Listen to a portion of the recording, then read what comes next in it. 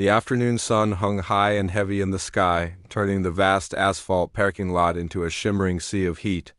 Inside the cool, humming aisles of the grocery store, an elderly woman named Eleanor moved with a quiet purpose.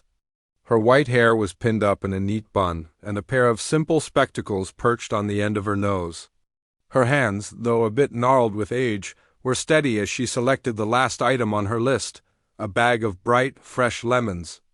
She held one up to her nose, inhaling its sharp, clean scent, and a small smile touched her lips. These weren't just for any cake. This was for her grandson's birthday. The one he'd been talking about for months, the big one. 10 years old. It felt like only yesterday he was a tiny bundle in her arms. And now he was a boy with strong opinions about everything, especially his birthday cake. It had to be lemon, with a special cream cheese frosting she only knew how to make. Making this cake was her way of wrapping him in a hug. Even when he wasn't there, she paid for her groceries, the young cashier offering a cheerful, "Have a good day," which Eleanor returned with a warm nod. Pushing the cart out of the automatic doors was like walking into a warm oven. The air was thick and still. She could feel the heat through her thin cotton dress, and a slight ache began to throb in her knees, a familiar complaint she usually ignored. Her car, a modest silver sedan that had served her faithfully for over a decade, was parked about halfway down the long row of cars. It wasn't a far walk, but with a full cart it felt like a journey. Each wobbly wheel of the shopping cart echoed a small, rhythmic squeak on the hot ground. She focused on that sound, on the feeling of the warm sun on her skin, on the mission ahead. Baking the cake would be a joy, but getting these ingredients home safely was the first challenge. As she walked, she thought about her grandson. She remembered the way he used to hold her finger with his entire hand when he was a toddler, the way his eyes would light up when she read him stories. Now, he told her stories, elaborate tales of superheroes and space adventures, his hands flying through the air to act out the scenes. He was growing up so fast. This cake was more than just flour and sugar. It was a piece of tradition, a symbol of a love that didn't change no matter how many birthdays passed. She finally reached her car and clicked the remote, the lights blinking in a friendly greeting. She took a deep breath, ready for the small effort of loading the bags. It was in these simple, independent moments that she felt most like herself. She was still capable. She was still the person who could take care of her family. One lemon cake at a time, she began carefully placing the grocery bags into the back seat, making sure the carton of eggs wouldn't get crushed. It was a slow, methodical process. She was just reaching for the heavy bag of all-purpose flour. The foundation of the cake, when a low, deep rumble began to vibrate through the solace of her sensible shoes.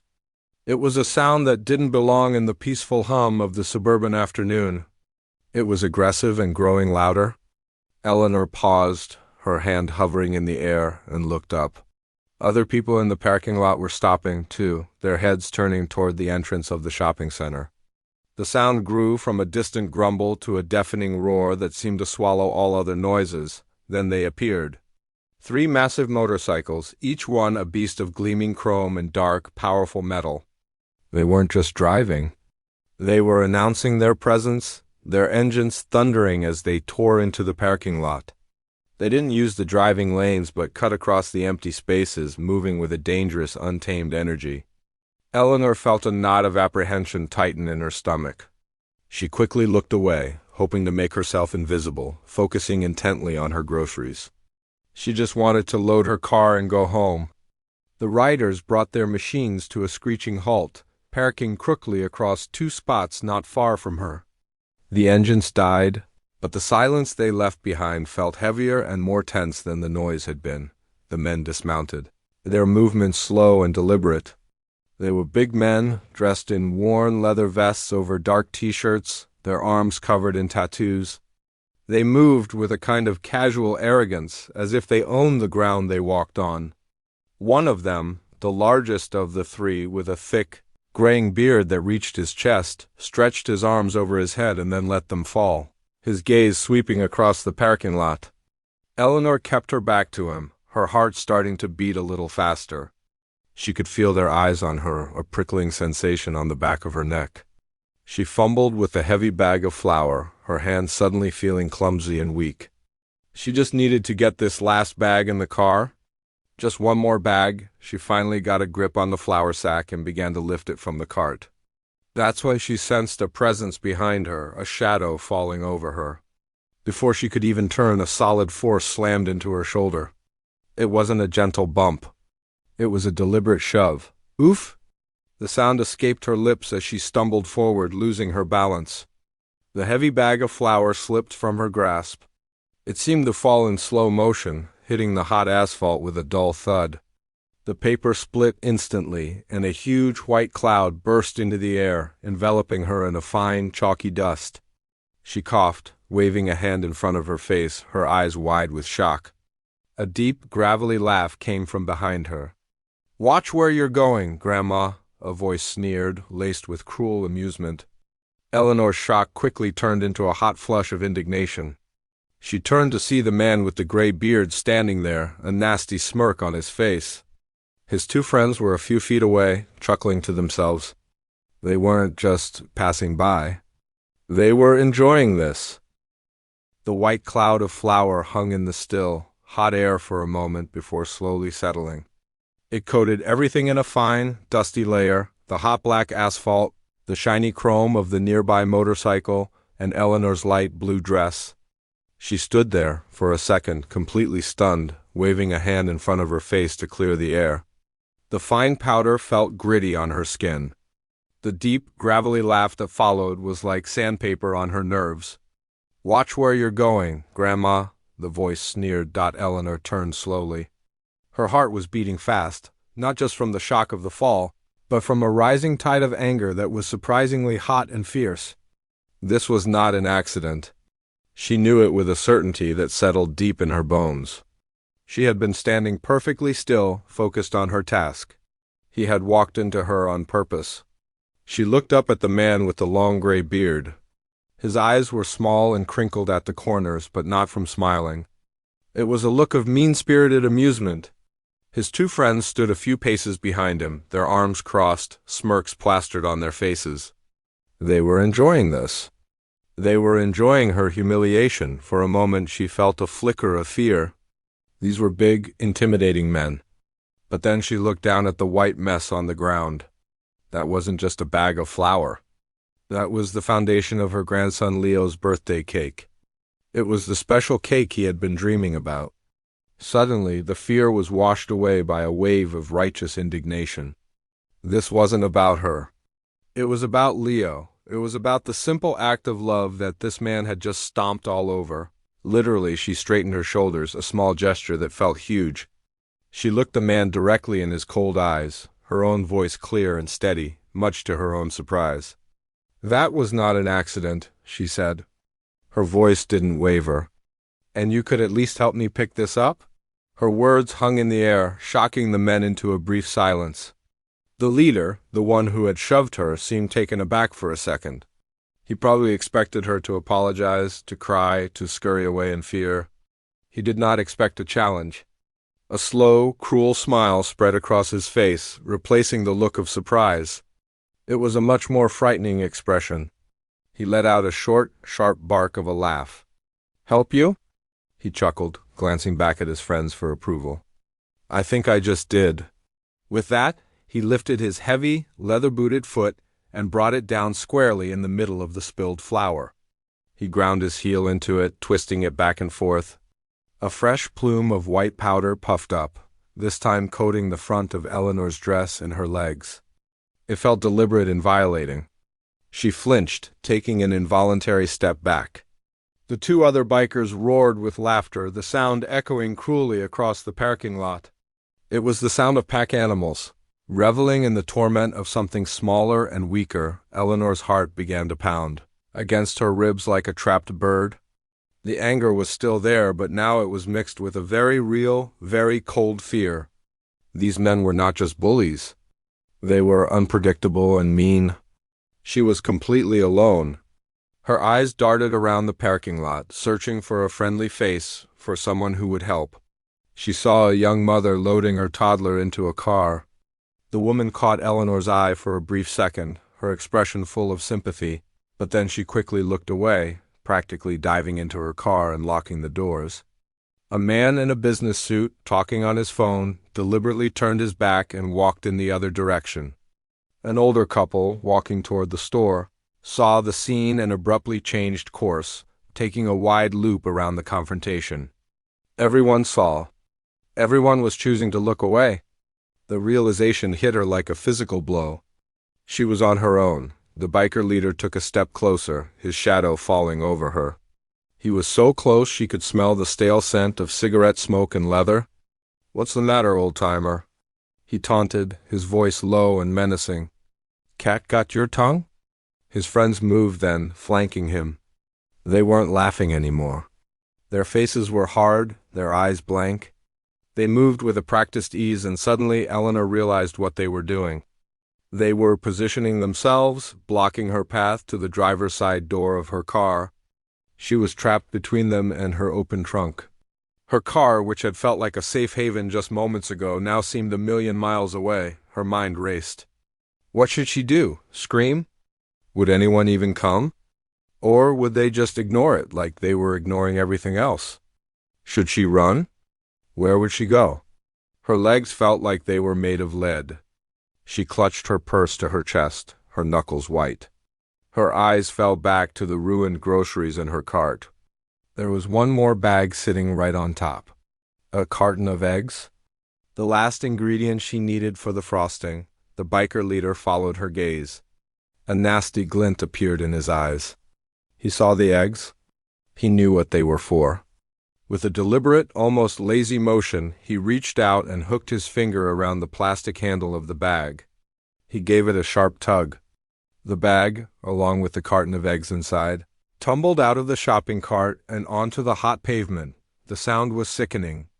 A series of sharp cracks and a wet splat. The bright yellow yolks burst from their shells, mixing with the white flour and the black top to create a disgusting, muddy mess. The symbol of new life, the key ingredient for the sweet frosting on her grandson's cake, was destroyed. It was a senseless, wasteful, and utterly cruel act. It was the final straw. Eleanor felt the fight drain out of her, replaced by a profound sense of hopelessness. The hot sun beat down on her head, and she felt a wave of dizziness. The world seemed to shrink to just her, the three menacing figures surrounding her, and the mess of her ruined love at her feet. She was completely and utterly trapped. 50 feet away, nestled in a row of parked cars, a man sat behind the wheel of a dark, unassuming sedan. The car was clean but not flashy, the kind of vehicle that could blend into any parking lot, forgotten the moment it was out of sight. Inside, the air conditioning hummed a quiet, steady tune, a cool bubble of peace against the oppressive heat outside. The man behind the wheel, Keanu, had just finished his own shopping. A simple paper bag sat on the passenger seat, containing a few essentials, a carton of oat milk, a loaf of sourdough bread, a book of crossword puzzles. He was tired. It had been a long week, and all he wanted was to go home, make a cup of tea, and lose himself in the simple logic of black and white squares. He had just put the key in the ignition, when the sound cut through the quiet hum of his car. It was a deep, aggressive roar, the sound of machinery untamed. He glanced up, his eyes drawn to the source of the commotion. 3 motorcycles, all muscle and chrome, were tearing into the parking lot like predators staking their claim.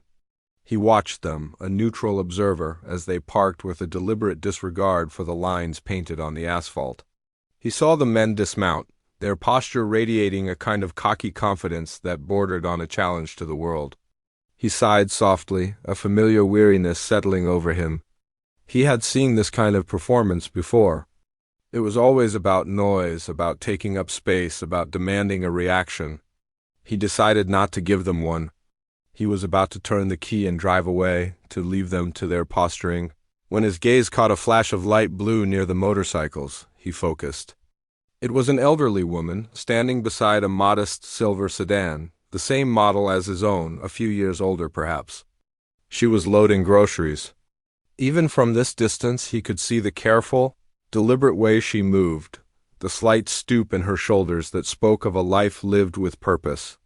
He watched as the leader of the biker group, the largest of the three, walked toward her. Keanu's hand, still on the ignition, froze. He didn't know why, but a knot of unease began to tighten in his stomach.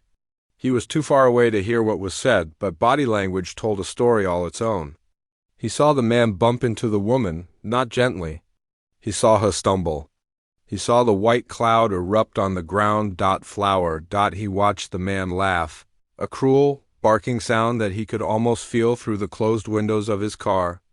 He saw the woman straighten up, her spine suddenly stiff. He saw her speak to the man, her small frame somehow seeming to grow larger with defiance. He felt a flicker of admiration for her. She wasn't backing down. But then he saw the man's reaction. The smirk. The deliberate, mocking grind of his boot into the spilled flour. The admiration turned to a cold, hard feeling in his chest.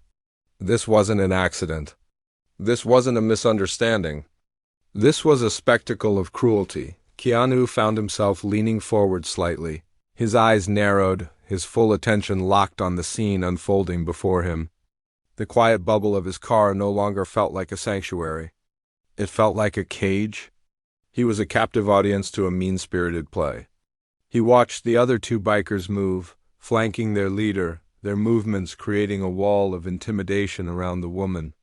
He saw her eyes dart around the parking lot, a silent plea for help. He followed her gaze. He saw the young mother who quickly looked away. He saw the man on his phone who deliberately changed his path. He saw the couple who took a wide detour. The parking lot was full of people, but for her, it was empty. The world was watching, and the world was turning its back. The feeling of unease in his stomach grew into a heavy weight. He knew that feeling. It was the feeling of powerlessness, the frustration of seeing something wrong and being separated from it by glass and steel and social contract. He could start his car. He could drive away. No one would blame him. It wasn't his fight. He was just a guy who wanted to go home and drink his tea. But he couldn't tear his eyes away. He watched the woman's face. He saw the flicker of defiance in her eyes begin to dim, replaced by a rising tide of fear. It was a subtle change, but he saw it. It was in the way her shoulders slumped just a little, in the way she clutched her purse to her chest like a shield. His mind began to race. A war of thoughts waged inside his head. Don't get involved. It's not your problem. They look dangerous. It could be a trap. They could have weapons. You're just one man. And even if you're not, you're him. You know what happens? A simple confrontation becomes a headline. Keanu Reeves in parking lot brawl. The story would be twisted, his privacy invaded again. He'd have to make statements. Lawyers would get involved.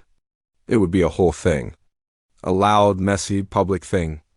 All he wanted was quiet, but then he looked at the woman again. He saw the white flour dusting her dress, a ghostly mark of her humiliation.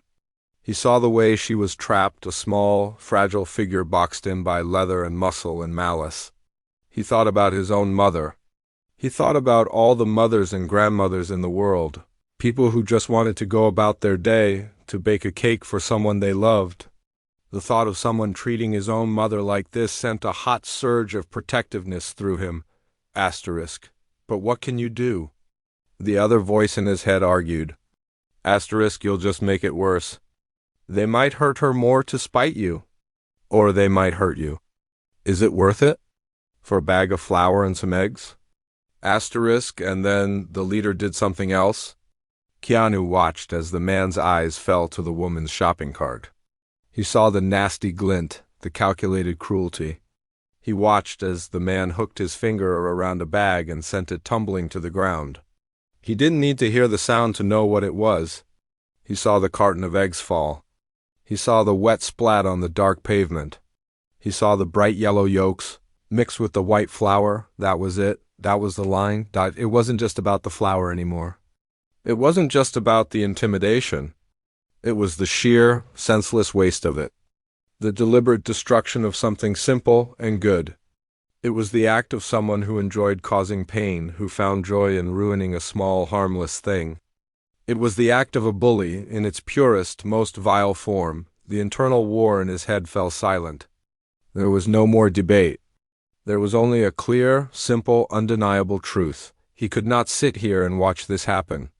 He could not drive away and live with the image of this woman's despair. The headlines, the hassle, the potential danger, it all faded into insignificance.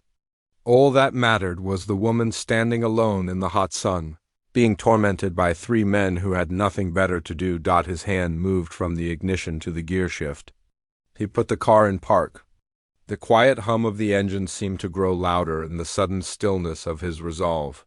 He looked at the men one last time. They were laughing, congratulating themselves on their bravery, their power. They hadn't noticed him. They were too absorbed in their own cruelty to see the world around them. He turned the key. The engine died. The sudden silence in his car was absolute. He took a deep breath, the cool air filling his lungs. He unbuckled his seatbelt, the soft click sounding loud in the quiet. He was just a man, but he was a man who was about to do something. His hand moved to the door handle.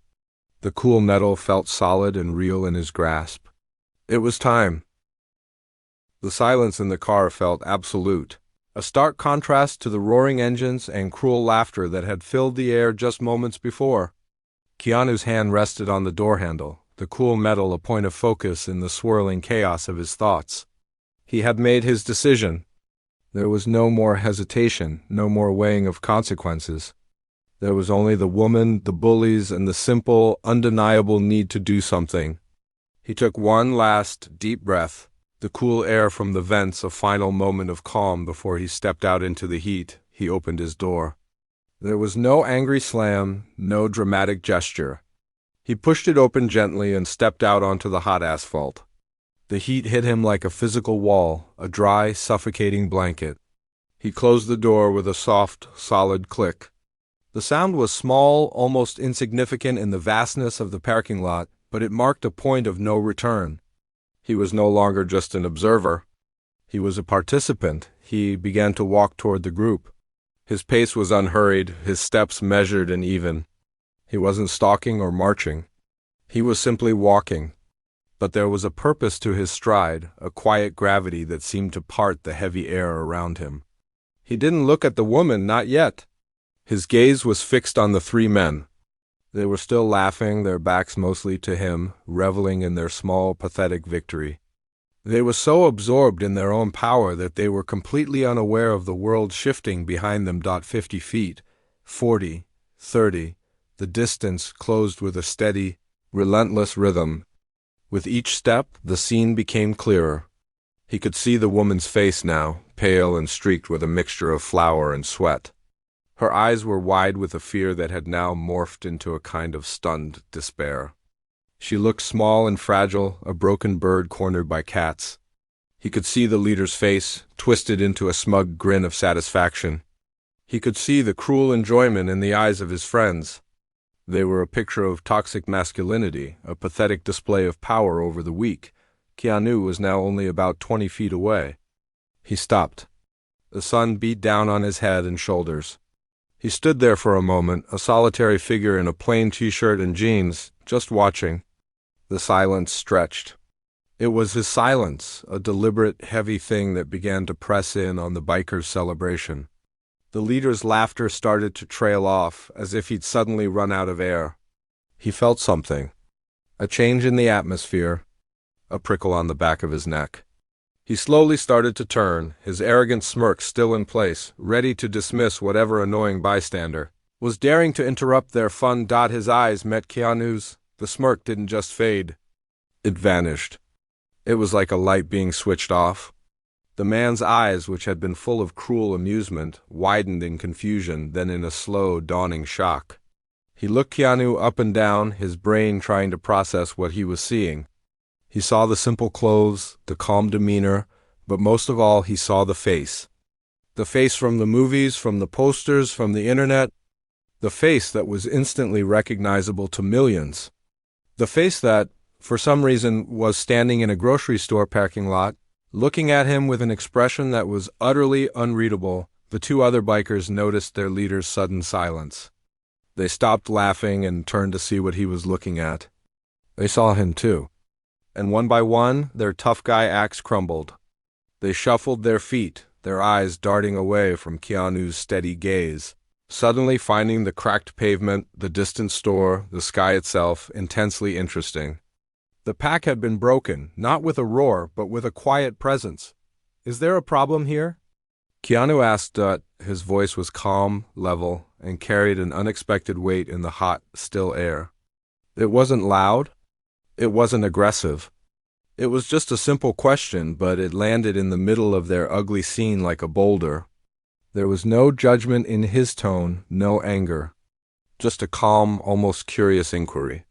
But it was the kind of question that demanded an answer. The leader, Rex, was flustered.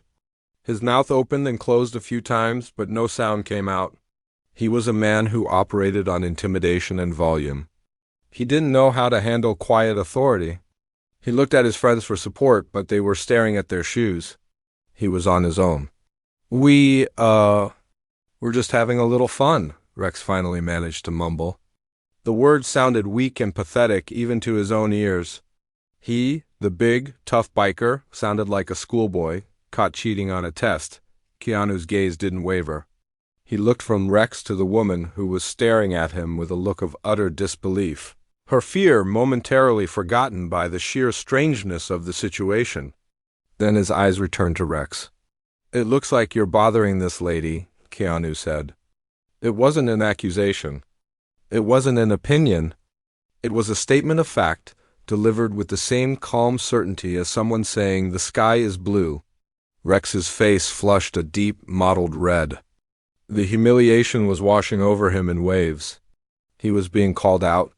Not by a cop, not by some other tough guy, but by him. And in the gentlest, most damning way possible. He felt his bravado, his entire sense of self, deflating like a punctured tire. There was no comeback.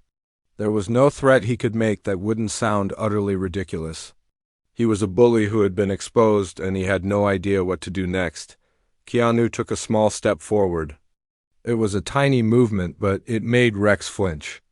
"I think you should apologize," Keanu said again. His voice was quiet. It wasn't a suggestion. It wasn't a request. It was a statement of what was going to happen next. The finality in his tone was absolute. The world seemed to hold its breath. The sun beat down. The only sounds were the distant hum of a refrigerator unit from the store and the frantic beating of Rex's own heart in his chest. He was trapped. He could try to fight, to save face, but he knew, with a certainty that terrified him, that he would lose. He could try to run, but that would be an even greater humiliation. There was only one way out. He looked at the woman, really looked at her for the first time. He saw the flower on her dress, the fear in her eyes, the mess at her feet. He saw the person he had been tormenting. And for the first time in a long time, he felt a flicker of something that wasn't anger or arrogance. He felt shame. It was a bitter, unfamiliar taste. He opened his mouth, the words feeling like lead on his tongue.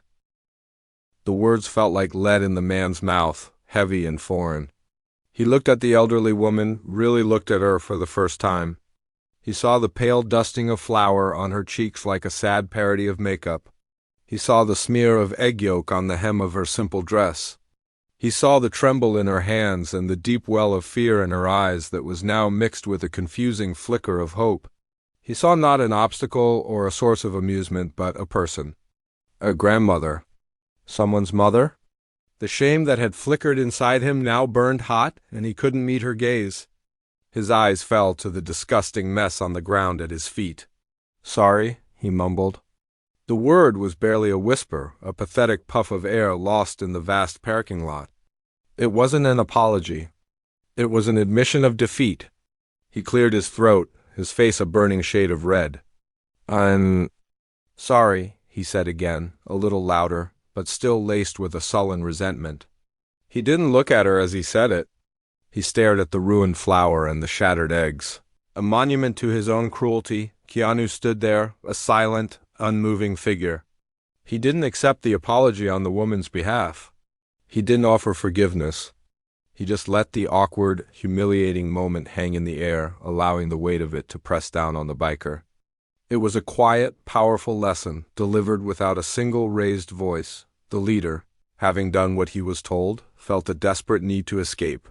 He shot a quick, panicked look at his friends, who were still staring at the ground, their bravado completely gone. He gave a curt, almost invisible nod toward their motorcycles. It was a signal to retreat. The three men turned as one, their movements clumsy and hurried. They didn't look back. They didn't say another word. They practically stumbled over themselves in their rush to get away, their heavy leather boots scuffing on the asphalt. They mounted their bikes with a new urgency, their movements no longer radiating arrogance but a frantic desire to be gone. One by one, they kicked their engines to life. The roar that had been so aggressive and dominating just minutes before now sounded different. It was no longer a threat. It was the sound of a retreat, a noisy, clumsy escape. The engines revved loudly, a final, impotent display of power, and then they were gone, speeding out of the parking lot and disappearing down the street. The silence they left behind was profound.